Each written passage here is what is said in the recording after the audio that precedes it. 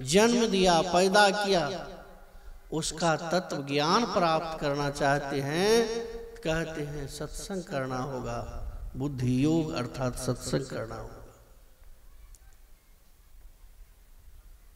इसी बात को संत कबीर साहब के वाणी में हम लोग सुने, संगति सो सुख उपजय, कुसंगति सो दुख जोय, कहे कबीर तहां जाइए जहां साधु संग। हम लोग जीवन में बहुत सारे संगति किए,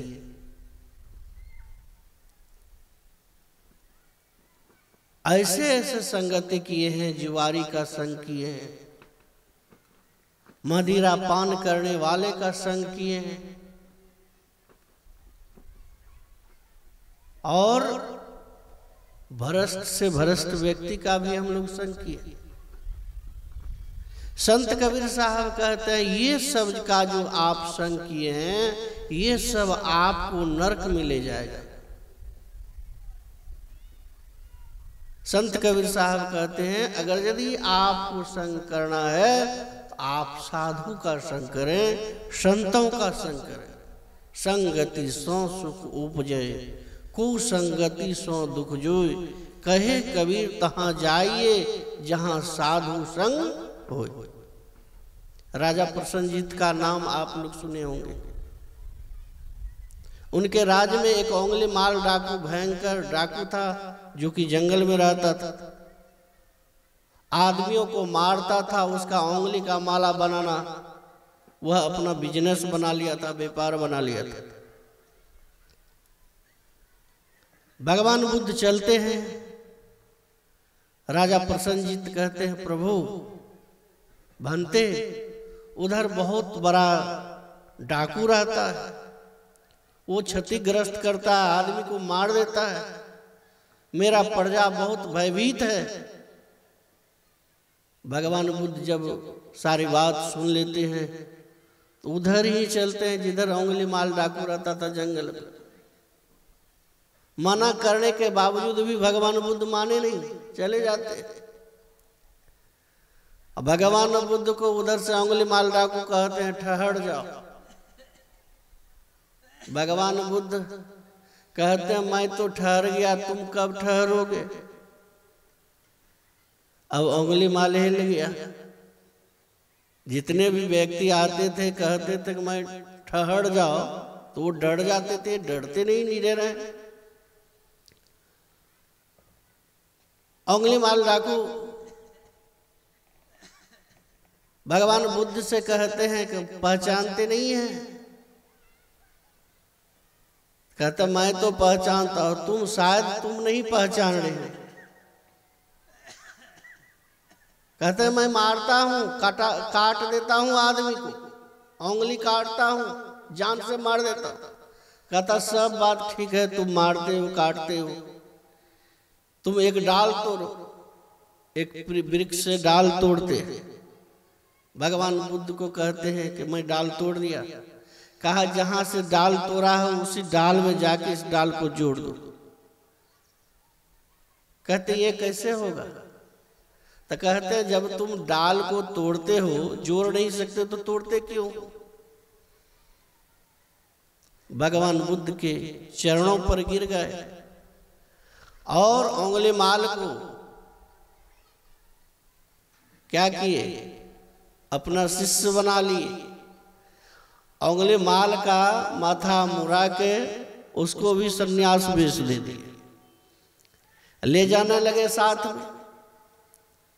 इधर से तो भगवान बुद्ध अकेले गए थे, उधर से देखते हैं दो व्यक्ति भगवान बुद्ध के साथ में कोई और है। अब आपस में होने लगा कि भंते आपको कुछ हुआ नहीं? भयंकर डाकू रहता था। तो भगवान बुद्ध कहते हैं अगर यदि उंगली माल डाकू तुमको मिल जाता तुम क्या करते? कहा प्रभु मैं तो उसका आंख फोड़ देता।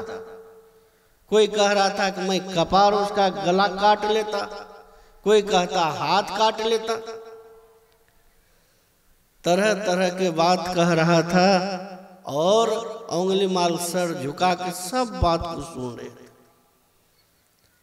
इसके बाद भगवान बुद्ध के पास तो आए, आने से पहले क्या हुआ, भगवान बुद्ध के चरणों में सभी व्यक्ति प्रणाम किए और भगवान बुद्ध के जो बगल में खड़े था उसको भी प्रणाम किए। इसके बाद भगवान बुद्ध पूछे कि उंगली माल मिलता तो तुम क्या क्या करता, तो वह सारी बात बताने लगा, ऐसे मारते ऐसे मारते।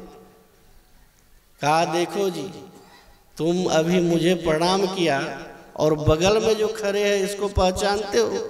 तो भगवान बुद्ध से कहता कि मैं नहीं पहचानता हूँ, मैं तो इतना जानता हूँ कि आपके साथ में है तो कोई महात्मा जी है।